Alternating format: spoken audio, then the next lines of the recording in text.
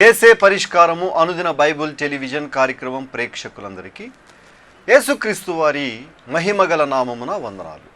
ప్రభువునందు ప్రియ దేవుని బిడ్డలారా, నేటి దినము పాస్టర్ కారుపాటి శ్యాంసాగర్ గారి ద్వారా వచన ధ్యానములను మత్తయి సువార్త నుండి ధ్యానం చేసుకుందాము. మీరందరూ బైబిల్తోనూ నోట్బుక్తోనూ సిద్ధపడి ఉంటే పాస్టర్ కారుపాటి శ్యాంసాగర్ గారు ప్రార్థన చేసి ఈ దినపు వాక్య పరిచర్య చేస్తారు. ప్రభువునందు ప్రియమైన దేవుని బిడ్డలారా, వాక్య ధ్యానం కొరకు ప్రార్థన చేసుకుందాం. మీ ప్రార్థనలో ఎపిసోడ్ స్పాన్సర్స్ కొరకు ప్రార్థించండి. ఈ దినం నుండి ఈ మాసం చివరి వరకు ఒక్క దినం కూడా ఎపిసోడ్ స్పాన్సర్స్ ఇంకా లభించలేదు. ప్రభువు తన కృపను చూపినట్లు ప్రార్థించండి. ప్రార్థన. మమ్మలను మిక్కిలిగా ప్రేమిస్తున్న మా ప్రియ తండ్రి, మీకు కృతజ్ఞతలు. మా ప్రేక్షకుల ఆదరణ కొరకు, ఆధ్యాత్మిక జీవితాల అభివృద్ధి కొరకు ప్రార్థన చేస్తున్నాం. వాక్య ధ్యానం ద్వారా మమ్మల్ని ఆశీర్వదించమని, వాక్యం కొరకు ఆర్థిక సహకారులను లేవనెత్తమని యేసు ప్రభు పేరిట ప్రార్థిస్తున్నాము తండ్రి. ఆమెన్. ప్రభువునందు ప్రియమైన దేవుని బిడ్డలారా, 31 దినాల ప్రసారం నిమిత్తం 21 దినాలు ఎపిసోడ్ స్పాన్సర్స్ లభించినప్పుడు మాత్రమే ఓన్లీ ట్రాన్స్మిషన్ కాస్ట్ మనం రీచ్ అవ్వగలుగుతాం.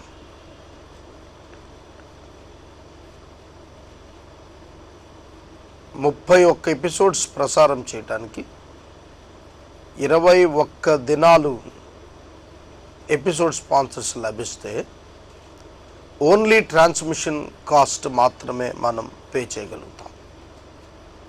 మినిస్ట్రీ సెల్ఫ్ సపోర్ట్ అయ్యేటట్లుగా ప్రభువు మీకు చేసిన మేలులను బట్టి వాక్యాన్ని ప్రజలకు పంచుము అని మనవి చేస్తున్నాను. మీ పరిశుద్ధ బైబిల్ గ్రంథాన్ని తెరిచి మత్తయి సువార్త 4వ అధ్యాయం 12వ వచనం నుండి వాక్యాన్ని గమనించాలని నేను మనవి చేస్తున్నాను. ఈ దినం ఎపిసోడ్ 2750వ ఎపిసోడ్. ఇంకా 250 ఎపిసోడ్స్ మనం పూర్తి చేసుకుంటే 3000 ఎపిసోడ్స్ పూర్తవుతాయి. ఏలూరు పట్టణం పరిసర ప్రాంతాలు, హెచ్సివి ఛానల్ వెళుతున్నంత ప్రాంతం రియల్లీ బ్లెస్డ్ ఏరియా, దీవించబడిన ప్రాంతం. ఎక్కడ అనుదినము బైబిల్ను వచన ధ్యానంగా వినే అవకాశం లేదు ప్రస్తుతం. కనుక ఇది ఒక గొప్ప అవకాశంగా తీసుకోమని మనవి. వాక్యాన్ని చదువుకుందాం. మత్తయి సువార్త 4వ అధ్యాయం 12వ వచనం. యోహాను చెరపట్టబడనని యేసు విని గలిలయకు తిరిగి వెళ్ళి. యోహాను చెరపట్టబడనని యేసు విని గలిలయకు తిరిగి వెళ్ళి. యేసు గలిలయుడు. గలిలయ ప్రాంతంలో నజరేతు అనే పట్టణానికి చెందినవాడు. నజరేతు పట్టణం ప్రస్తుత కాలమున స్టువర్ట్పురం వంటిది. గలిలయ ప్రాంతం అన్య జనాంగం చేత నిండిన ప్రాంతం. వాస్తవంగా యెహోషువ గ్రంథం మనం 19వ అధ్యాయం 10వ వచనం నుండి చదువుతున్నప్పుడు కనాను భూభాగాన్ని యెహోషువ చీటీల వంతుల చొప్పున పంచుతున్నప్పుడు 3వ చీటీ ఈ జబూలూనీయుల మీదకు వచ్చింది. జబూలూను, నఫ్తాలి. ఈ జబూలూనీయులు, వీరికి ఈ స్వాస్థ్యం పంచబడింది. ఈ ప్రత్యేకమైనటువంటి గలిలయ ప్రాంతం అక్కడ వారికి స్వాస్థ్యం ఇవ్వబడింది. 60 మైళ్ళు పొడవు, 30 మైళ్ళ వెడల్పుతో కూడిన ఈ ప్రాంతం అనేక మంది అన్యజనులు ఆ ప్రాంతానికి వచ్చి తదుపరి కాలంలో నివాసం ఏర్పరచుకునటం ద్వారా అది గలిలీ ఆఫ్ జెంటైల్స్ అనే భావం అందులో కనపడింది. యూదులు ఉన్నప్పటికీ కూడా 2 మిలియన్ల ప్రజలు అక్కడ నివాసం ఉన్నారని ప్రభువు యొక్క జీవితకాలం నాటికి బైబిల్ పండితులు భావిస్తున్నారు. గలిలయకు తిరిగి వచ్చెను. గలిలయలోని నజరేతు యేసు ప్రభు వారి స్వస్థలం. లూకాసు వార్త 4వ అధ్యాయంలో యేసు అపవాది చేత శోధించబడిన మీదట నజరేతుకు వచ్చారని రాసింది. లూకాసు వార్త 4వ అధ్యాయం 14 నుంచి 30 వరకు మీరు చూసినట్లయితే ఆయన సమాజ మందిరానికి వెళ్ళి అక్కడ గ్రంథం ఆయన చేతికి ఇవ్వబడింది. ఆయన టర్మ్ వచ్చింది, ఆయనకు చేతి గ్రంథం ఇచ్చారు, దాన్ని చదివారు. ఆయన చదువుతున్నప్పుడు ఆయన నోటి వెంబడి వెలువడుతున్నటువంటి వాక్కు కనికరముతో కూడినటువంటిదిగా కనిపించింది. అద్భుతమైనటువంటి ప్రజెంటేషన్ అక్కడ ఇచ్చారు. అది చదివి యెషయా గ్రంథం అది చుట్ట అది చదివి ఆయన అన్నటువంటి మాటలు వారిలో గొప్ప భయంకరమైన అలజడిని రేపాయి. ఈ లూకా సువార్త 4వ అధ్యాయం 17 నుంచి ఉంది, ఇది చదువుతాను చూడండి. ప్రవక్త అయిన యెషయా గ్రంథం ఆయన చేతికి ఇయ్యబడెను. ఆయన గ్రంథం విప్పగా ప్రభు ఆత్మ నా మీద ఉన్నది, పేదలకు సువార్త ప్రకటించుటకై ఆయన నన్ను అభిషేకించింది. చెరలోనున్న వారికి విడుదలను, గుడ్డి వారికి చూపును కలుగునని ప్రకటించుటకును, నలిగిన వారిని విడిపించుటకును, ప్రభువు హితవత్సరము ప్రకటించుటకును ఆయన నన్ను పంపి ఉన్నాడు అని వ్రాయబడిన చోట ఆయనకు దొరికాను. ఆయన గ్రంథమును చుట్టి పరిచారణకు ఇచ్చి కూర్చుండెను. సమాజ మందిరంలో ఉన్న వారందరూ ఆయనను తేరిచోడుగా ఆయన నేడు మీ వినికిడిలో ఈ లేఖనము నెరవేరినదని వారితో చెప్పసాగాను. అప్పుడు వారందరూ ఆయనను గూర్చి సాక్ష్యం ఇచ్చచ్చు ఆయన నోట నుండి వచ్చిన దయగల మాటలకు ఆశ్చర్యపడి ఈయన యోసేపు కుమారుడు కాడా అని చెప్పుకొనుచూ ఉండగా అక్కడున్న ఈ శాస్త్రులు పరిచయులకు చాలా కోపం వచ్చింది. ప్రజలైతే దయగలిగిన మాటలు పలికాడంటున్నారు, కానీ వీరైతే లేఖనం వినికిడిలో నెరవేరటం ఏమిటి అని కోపం తెచ్చుకొని ఆయనను వెళ్ళగొట్టారు. సమాజ మందిరంలో ఉన్న వారందరూ ఆ మాటలు విని అత్యాగ్రహంతో నిండుకొని లేచి ఆయనను పట్టణములో నుండి నజరేతు నుండి వెళ్ళగొట్టి ఆయనను తలకిందులుగా పడతోయవలనని తమ పట్టణము కట్టబడిన పేటు వరకు ఆయన తీసుకుని పోయిరి. అయితే ఆయన వారి మధ్యన దాటి తన మార్గమున వెళ్ళిపోయాను. అప్పుడు ఆయన గలిలయలోని కపెర్నహూము పట్టణమునకు వచ్చి బోధించుట ప్రారంభించాను. కనుక గలిలయలోని నజరేతుకు మొదట ప్రభు వచ్చారు. ఆ పట్టణస్థులు ప్రభువును తిరస్కరించారు. ప్రభువు వారికి భయపడి పారిపోలేదు. అనాకొరియా అనే పదం, గ్రీక్ పదం, యేసు గలిలయ విడిచి అనే మాటకు గ్రీక్లో అనాకోరియా అనే పదం వాడాడు. ఒక విధంగా పారిపోయిన అనే భావం కలిగిస్తున్నది ఆ పదం. అయితే పారిపోయిన అంటే వెంటనే విడిచి వెళ్ళిపోయినట్లుగా రాసింది. యేసు భయపడి కాదు వెళ్ళింది. యేసు ఎవ్వరికీ భయపడడు, భయపడాల్సిన అవసరం లేదు. ఆయన ప్రాణం ప్రభు చేతిలో ఉంది కనుక ఆయన ప్రాణభయంతో కాదు, కానీ ఆ పరిస్థితుల మధ్య తాను చేయాల్సిన పనికి ఆటంకం కలగకుండానట్లుగా ఆ స్థలాన్ని విడిచి వెళ్ళిపోయినట్లుగా మనం అర్థం చేసుకోవాలి. నజరేతును విడిచాడు. జబూలూను, నఫ్తాలి అనే ప్రాంతములలో సముద్ర తీర ప్రాంతం అందరూ కపెర్నహూమునకు వచ్చి కాపురం అన్నాడు. యేసుక్రీస్తు ప్రభువారి యొక్క గృహం కపెర్నహూములోనే. మార్క్సు వార్త 2వ అధ్యాయంలో ఆయన కపెర్నహూములో ఇంట ఉన్నాడని విని అనేది అక్కడ మనం చూస్తాం. ఆయన అక్కడ మరి అది అద్దె ఇల్లు అని అనుకోవాలా, లేకపోతే ఆ యజమానుడు ఆయనకు ఊరికి నన్ను ఇచ్చి ఉండాలా? ప్రభువుకు ఆ స్థలం కపెర్నహూము తలదాచుకునే స్థలం అయింది. కపెర్నహూము అంటే విలేజ్ ఆఫ్ నహూము. నహూము ప్రవక్తను బట్టి వచ్చిన పేరు అది. నహూము ప్రవక్త నివాసం ఉన్నాడట అక్కడ. నహూము అనే మాటకు అర్థం కంపాషన్, కనికరం. కనుక కనికర గ్రామానికి వచ్చాడు ఆయన. వచ్చి అక్కడ నివాసం ఉన్నాడు. జబూలూను నఫ్తాలి అనే ప్రాంతం సముద్ర తీరం. ఇది గలిలీ ప్రాంతం.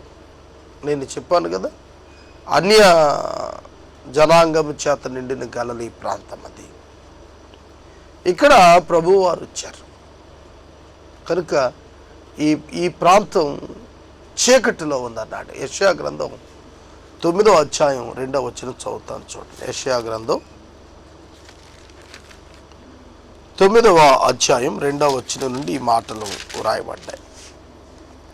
పూర్వకాలమున ఆయన జబులూను దేశమును నఫ్తాలి దేశమును అవమానపరచెను. అంత్యకాలమున ఆయన సముద్ర ప్రాంతమును అనగా యోర్దాను అద్దరు అన్యజనుల గలిలయ దేశమును మహిమగలదానిగా చేయుచున్నాడు. చూడండి, యెషయా ఇంకా 650 సంవత్సరాలకు యేసుప్రభు వస్తారనగా గలిలయ ప్రాంతాన్ని అన్యజనుల గలిలయగా వర్ణిస్తున్నాడు. ప్రాఫెసీ ఎంత పర్ఫెక్ట్గా నెరవేరుదో తెలిసిన, క్రీస్తు పూర్వం 165 సంవత్సరంలో మకబీయుల కాలంలో ఈ అన్యులు విస్తారమైన చొరబాటు చేశారు గలిలయ ప్రాంతాన్ని. ఇది ప్రవక్త ముందస్తుగానే చూచి మాట్లాడుతూ అన్నాడు, యోర్దాను అద్దరిని అన్యజనుల గలిలయ ప్రదేశమును. అన్యజనుల విస్తారంగా చొరబాటు అయ్యే దానికి అన్యజనుల గలిలయ అనే పేరు వచ్చింది. గలిలయ ఆఫ్ జెంటైల్. ఆ ప్రదేశం మహిమగలదానిగా చేస్తున్నాడు. చీకటిలో నడుచు జనులు గొప్ప వెలుగును చూచుచున్నారు. మరణ ఛాయ గల దేశ నివాసుల మీద వెలుగు ప్రకాశించు. గలిలీ ప్రాంతం, నఫ్తాలి ప్రాంతం, ఆ ప్రాంతాలన్నింటిపైన వెలుగు ప్రకాశించును. Prophecy about the first coming of Jesus Christ. యేసుక్రీస్తు ప్రభు వారి మొదటి రాకడలో అన్యజనుల నివాసమున్న గలిలీ ప్రాంతంలో ఆ అద్భుతమైనటువంటి ప్రభు నివాసం ఉండటం వలన కపెర్నహూములో ఆ ప్రాంతమంతా వెలుగు నిండుకుంది అన్నాడు. రియల్ మినిస్ట్రీ ఆఫ్ క్రైస్ట్, యేసుక్రీస్తు ప్రభు వారి యొక్క అద్భుత వాస్తవ పరిచర్య ఏమిటి? ఆయన బోధ యొక్క ఉద్దేశం ఏమిటి? హృదయాలలో వెలుగు నింపటమే. గలిలయ చీకటిలో కూర్చుండి ఉండిన ప్రజలు గొప్ప వెలుగును చూచిన మరణ ప్రదేశంలోను మరణ ఛాయలోను కూర్చుండిన వారికి వెలుగు ఉదయించెను అని యెషయా ద్వారా ప్రవక్త ద్వారా పలుకబడిన మాట నెరవేరినట్లు ఇలాగూ జరిగెను. ఇది జరిగింది అంటే గాడ్స్ డివైన్ టైం టేబుల్ ప్రకారం దేవుడు ఏదైతే ప్రవక్త ద్వారా మాట్లాడారో అది జరగటానికే ఈ విధంగా జరిగింది. నజరేతు వారు తృణీకరించటం, కపెర్నహూముకు ఆయన రావటం, అక్కడ అనేక అద్భుతాలు ఆయన చేయటం, ఆ ప్రాంతపు వారంతా దేవుని వెలుగైన యేసుక్రీస్తును కనుగొనటం, వారు ఆయనను వెంబడించడం, వారి జీవితాల్లో ఉన్న అంధకారం తొలగిపోయి దేవుని వెలుగు ప్రవేశించడం జరిగిందని ఈ లేఖనం చెప్తోంది. 17వ వచనం, అప్పటి నుండి యేసు పరలోక రాజ్యం సమీపించింది గనుక మారు మనసు పొందుడి అని చెప్పుచు ప్రకటింప మొదలు పెట్టెను. మార్క్సు వార్త 1వ అధ్యాయం 14వ వచనంలో కూడా యోహాను చెరపట్టబడినని యేసు విని మారు మనసు పొందండి, దేవుని రాజ్యం సమీపించింది, సువార్తను నమ్మండి అని చెప్పి ప్రకటించటం ప్రారంభించారు. మారు మనసు పొంది సువార్తను నమ్ముడి. మారు మనసు పొంది సువార్తను నమ్ముడి. Way of salvation is faith in Christ alone. రక్షణ మార్గం ఏమిటనగా క్రీస్తు నందలి విశ్వాసము మాత్రమే. కనుక మారు మనసు పొందుట క్రీస్తు నందలి విశ్వాసములో కొనసాగు జీవితానికి ఉపకరించేటువంటిది. మారు మనసు అనే పదం రిపెంటెన్స్ అని వాడబడింది. రిపెంటెన్స్ అంటే పూర్తిగా తిరుగుట అనే అర్థం. ఒకవైపుకు, ఉదాహరణకు తూర్పుకు వెళుతున్నవాడు ఖచ్చితంగా పూర్తిగా ఆగి వెనుకకు తిరిగి పడమర దిక్కుగా ప్రయాణం చేయటం. అనగా లోకములో నివసిస్తున్న మనం లోకములో ఉన్న పరిస్థితులను కాక దేవుని యొక్క విలువలతో ఇదే లోకములో భిన్నంగా మునుపు జీవితానికంటే వ్యతిరేకంగా ఆధ్యాత్మిక విలువలతో కూడిన జీవితాన్ని జీవించటం మారు మనసు. కనుక మారు మనసు పొందండి. ఇది దేవుని ఆత్మ ద్వారా విశ్వాసీ జీవితంలో జనించేటువంటి నూతన జీవిత అనుభవం.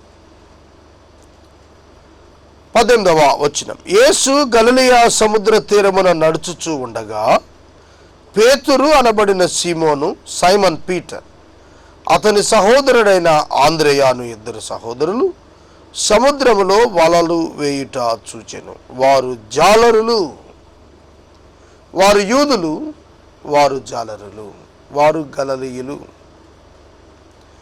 3 రకాలుగా జాలరులు పనిచేసుకుంటూ ఉండేవారు.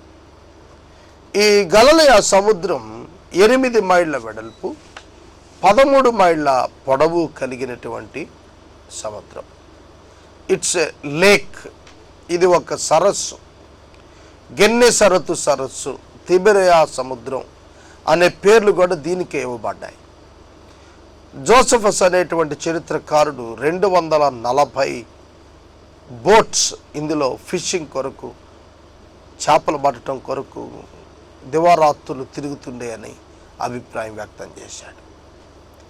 8 మైళ్ళ వెడల్పు, 13 మైళ్ళ పొడుగున్నటువంటి ఈ గలిలయ సముద్రంలో జాలరులు చేపలు పడుతున్నారు.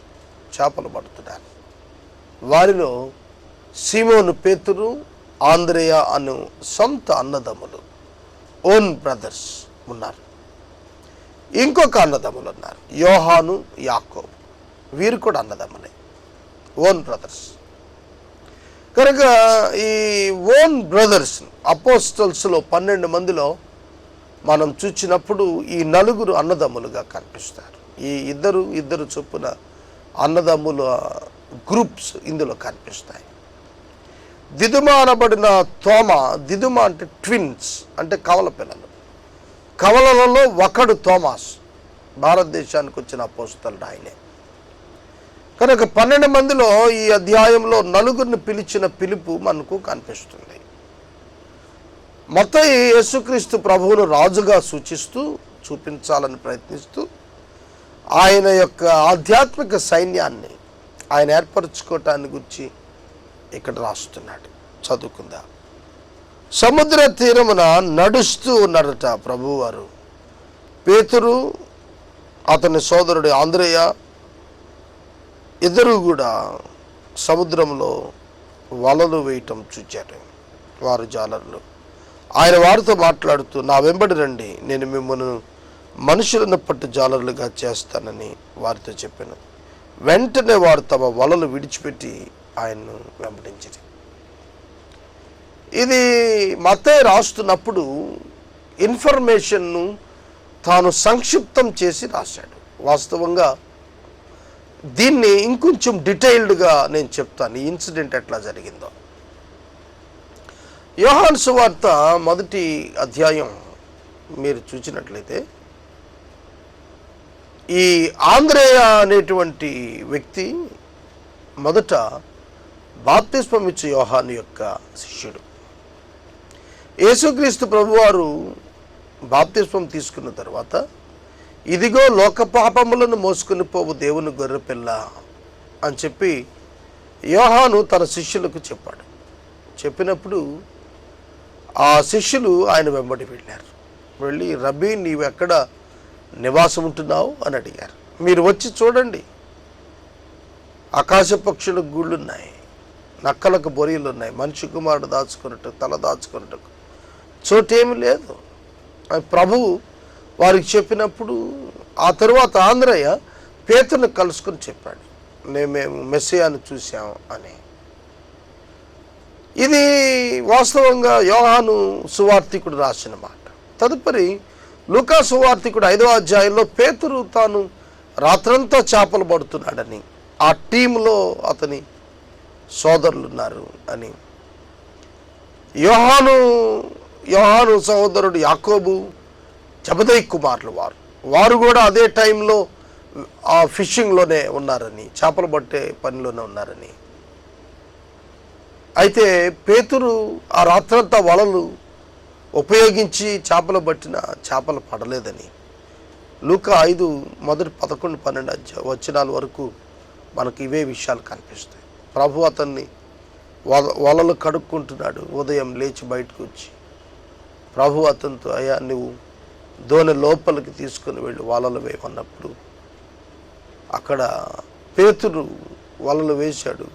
విస్తారమైన చేపలు వచ్చాయి. యోహాను వారు తన బోట్తో సహా వచ్చి సహాయం చేశాడు. ప్రభు అతన్ని వెంబడించమని పిలిచారు. కనుక ఈ విధంగా ఈ 2 వృత్తాంతాలను క్లబ్ చేస్తూ ఈ విషయాన్ని ఇక్కడ మత్తయి సువార్తికుడు రాస్తూ వచ్చాడు. నా వెంబడి రండి, నేను మిమ్మల్ని మనుషులను పట్టుజాలలుగా చేస్తానని వారితో చెప్పాను. వెంటనే వారు తమ వలలు విడిచిపెట్టి ఆయనను వెంబడించిరి. ఆయన అక్కడి నుండి వెళ్ళి జబదయి కుమారుడైన యాకోబు, అతని సహోదరుడైన యోహాను అను మరి 2 సహోదరులు తమ తండ్రి అయిన జబదయి యొద్ద దోణిలో తమ వలలు బాగు చేసుకుంటుండగా వారిని చూచి పిలిచిన. చూడండి, ప్రభు పిలుస్తున్నటువంటి వారు జ్ఞానులేం కాదు.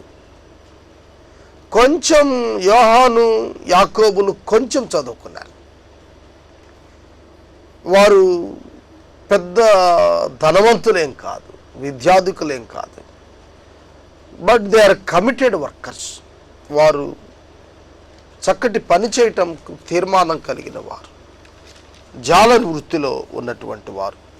జబదయి కుమారులైనటువంటి యాకోబు యోహానులను ఆయన పిలుచుకుని ఉన్నప్పుడు వెంటనే వారు తమ దోణెను తమ తండ్రిని విడిచిపెట్టి ఆయన వెంబడించారు. పేతురు వలలు విడిచిపెట్టాడు, యోహాను దోణెలు విడిచిపెట్టారు. వారి యొక్క వృత్తి, వారి జీవన ఆధారాన్ని వారు విడిచిపెట్టి ఆయన మాటను నమ్మి ఆయన వెంబడి వెళ్తున్నారు. ఎందుకనగా నేను మిమ్మల్ని మనుషులను పట్టుజాలరులుగా చేస్తాను.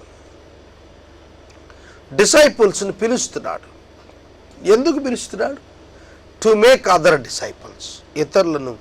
ఇతర శిష్యులను తన కొరకు ఏర్పరచినట్లుగా యేసు మొదట వారిని తన కొరకు శిష్యులుగా పిలుచుకుంటూ ఉన్నాడు.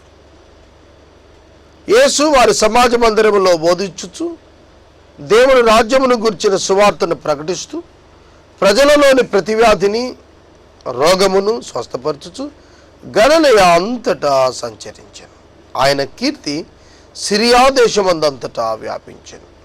నానా విధములైన రోగముల చేతను, వేదనల చేతను పీడింపబడిన వ్యాధిగ్రస్తులనందరినీ, దయ్యము పట్టిన వారిని, చాంద్ర రోగులను, పక్షవాయువు గలవారిని ఆయన యొద్దకు వారు తీసుకుని రాగా ఆయన వారిని స్వస్థపరిచాను.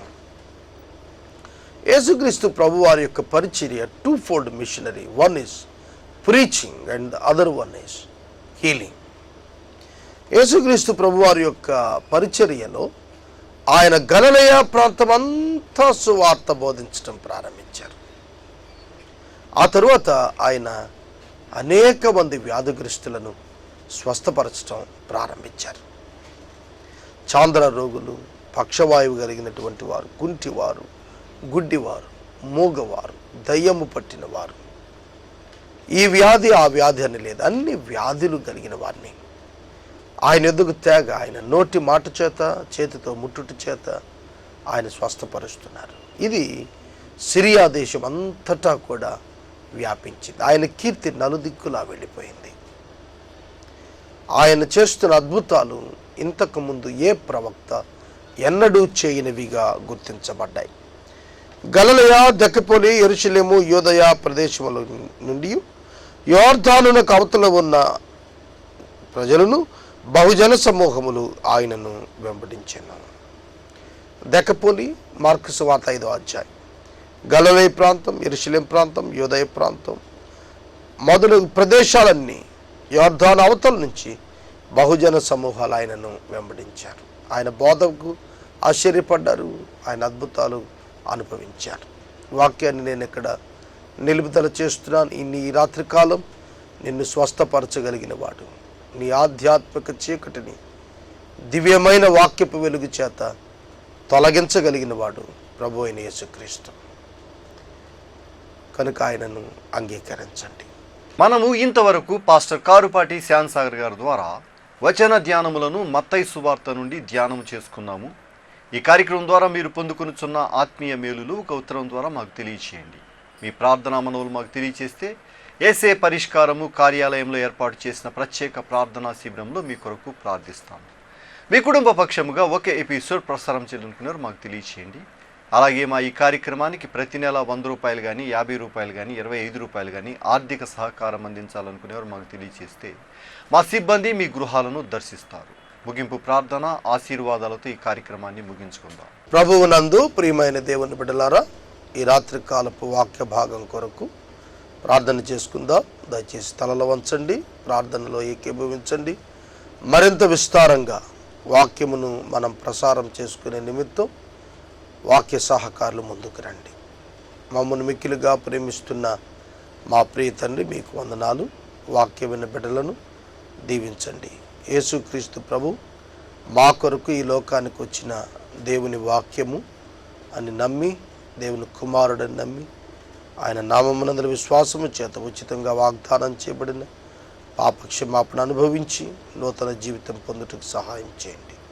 మా ప్రేక్షకులను దీవించమని యేసు ప్రభు పేరిట ప్రార్థిస్తున్నాము తండ్రి, ఆమెన్. మన తండ్రి అయిన దేవుని ప్రేమ, కుమారుడు యేసుక్రీస్తు ప్రభు వారి యొక్క కృప, పరిశుద్ధాత్మ దేవుని యొక్క అన్యోన్య సహవాసం సదాకాలం మనందరికీ తోడై ఉండును గాక. ఆమెన్.